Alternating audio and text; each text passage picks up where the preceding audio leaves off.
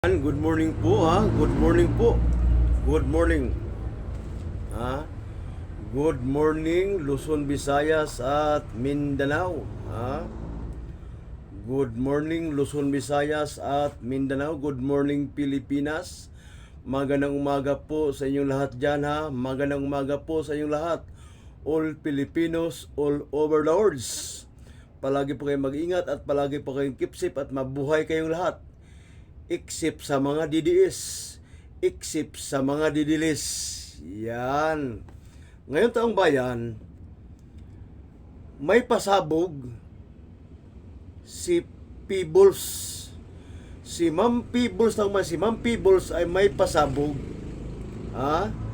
May pasabog si Ma'am Peebles. Hindi ito biro taong bayan ng pasabog ni Ma'am Peebles. Kasi sa kanya ko lang taong bayan narinig ang pasabog tungkol kay Kapir Silapid. Ang pasabog taong bayan ni Ma'am Peebles ay tungkol ito sa pagkamatay ni Kapir Silapid. Ito yung pasabog taong bayan ni Ma'am Peebles. Bagamat taong bayan, ang pagkakaalam ko, itong si Gerald Bantag ang mastermind sa pagkamatay ni Kapir Silapid. Kaya nga taong bayan, nagtatago si Bantag ngayon dahil sa pagkamatay ni Kapir Silapid. Alam niyo naman taong bayan, itong si Gerald Bantag ay naging Bucor chief. At siya taong bayan, si Bantag taong bayan ay siniwalat ni Kapir Silapid na siya ay si Cinderella Man. At nabidyuhan yung mga sasakyan ni Bantag at yung kanyang bahay. Yan. Doon nagsimula taong bayan ang pagkamatay ni Kapir Silapid mula nung ibinulgar o ibinunyag ni Kapir Silapid ang magagara sasakyan ni Bantag at ang kanyang bahay. Yan, taong bayan dyan nagsimula. Kung tawagin ni Kapir Silapid dyan ay si Cinderella Man. Lumipas ng ilang taon, ngayon taong bayan, alam niyo naman tama, si Ma'am Peebles ay mayroon itong intel. Kasi hindi ito basta-basta si Ma'am Peebles. Hindi ito basta-basta. Mayroon siyang intel. Binulgar mismo tang bayan ni Ma'am Peebles na itong si Bato.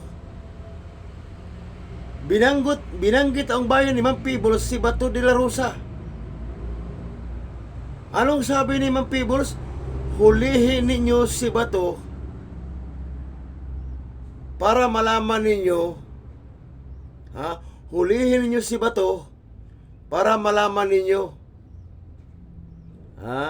para malaman ninyo kung sino ang mastermind sa pagkamatay ni Kapir Silapid.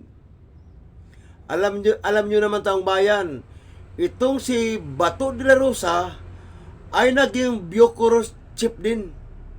Sa panahon ni Duterte, naging Bucor chief itong si Bato de la Rosa na nagtatago din ngayon.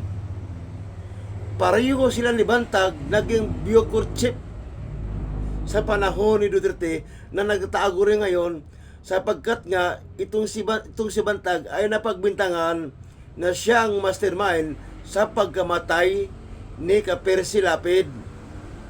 Ngayon taong bayan, ibinulgar ni Ma'am Peebles na ito rin pala si Bato ay mastermind din sa pagkamatay ni Kapir Silapid. Pareho ito nagiging Bucor chief. Si Bato de la Rosa taong bayan ay naging Bucor chief din yan. Si Bantag ay Bucor chief din. Magkaibigan ito taong bayan, pareho ito mga Duterte. Pareho ito DDS. Mayroon akong ipapakikita sa inyo taong bayan na video na nagsasalita si Ma'am Peebles Ito ay maiksi lang na video. Ito ay maiksi lang na video. Ipaparinig ko lang sa inyo taong bayan ang pasabog ni Ma'am Peebles. Dahil alam nyo mga taong bayan, maraming pasabog ito si Ma'am Peebles. Maraming pasabog ito si Ma'am Peebles ang bayan.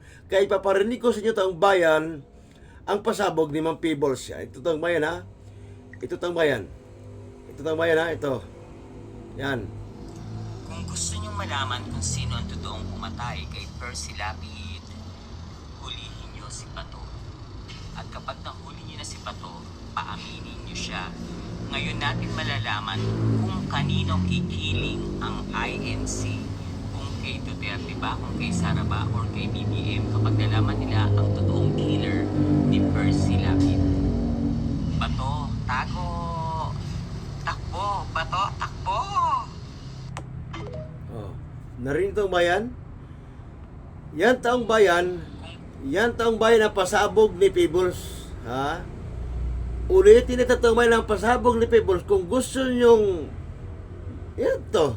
Oh. Gusto niyong malaman kung sino ang totoong pumatay kay Percy Lapid, hulihin niyo si Pato. At kapag nahuli niyo na si Pato, paaminin niyo siya. Ngayon natin malalaman kung kaninong ikiling ang INC. Kung kay Duterte ba, kung kay Sara ba, or kay BBM kapag nalaman nila ang totoong killer ni Percy Lapid. Bato, tago! Takbo! Bato, takbo! Oh. Kung gusto niyong malaman kung sino ang totoong pumatay kay Percy Lapid, hulihin niyo si Pato. At kapag nahuli niyo na si Pato, paaminin niyo siya.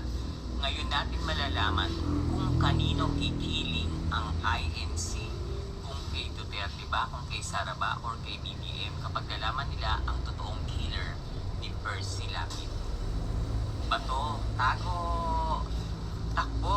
Bato, takbo! Oh. Narinig yung taong bayan? Narinig yung taong bayan ang pasabog ni Ma'am Peebles? Itong si Ma'am Peebles taong bayan, hindi ito basta-basta. Kasi mayroon itong hawak na intel. Oh, kung gusto niyo raw malaman kung sino ang mastermind sa pagpatay ni Percy Lapid, hulihin ninyo si Bato. Ngayon ko lang ito nalaman taong bayan, bagamat matagal ko na itong ikinuntit si Bantag. Kaya nagsanga-sanga na taong bayan. Nagsanga-sanga na taong bayan ngayon kung sino mo talaga ang tunay na mastermind sa pagkamatay ni Percy Lapid. Bagamat ang bayan hindi pa ito naibalita o naainuman ang pasabog ni Ma'am Peebles, binanggit niya si Bato de la Rosa na isa ring mastermind sa pagkamatay ni Percy Lapid. Matindi itong pasabog ni Ma'am Peebles. Bagamat napakaiksi ang kanyang sinabi rito sa video, pero may laman. May laman talagang may diin. May laman na ang kanyang pasabog, may diin pa talaga. Napakaiksi ang kanyang pasabog, pero may laman, may diin. Kaya abangan natin taong bayan ang susunod na pasabog ng Peebles tungkol sa pagka-mastermind ni Bato de la Rosa sa pagkamatay ni Percy Lapid. Hindi ito biro. Hindi ito biro taman. Hindi ito biro ang pasabog ni Ma'am Peebles. Ulitin ito naman. Kung gusto niyong malaman kung sino ang totoong pumatay kay Percy Lapid, hulihin niyo si Pato. At kapag nahuli niyo na si Pato, paaminin niyo siya. Ngayon natin malalaman kung kaninong ikiling ang INC. Kung kay Duterte ba, kung kay Sara ba, or kay BBM kapag nalaman nila ang totoong killer ni Percy Lapid. Bato, tago! Takbo! Bato, takbo!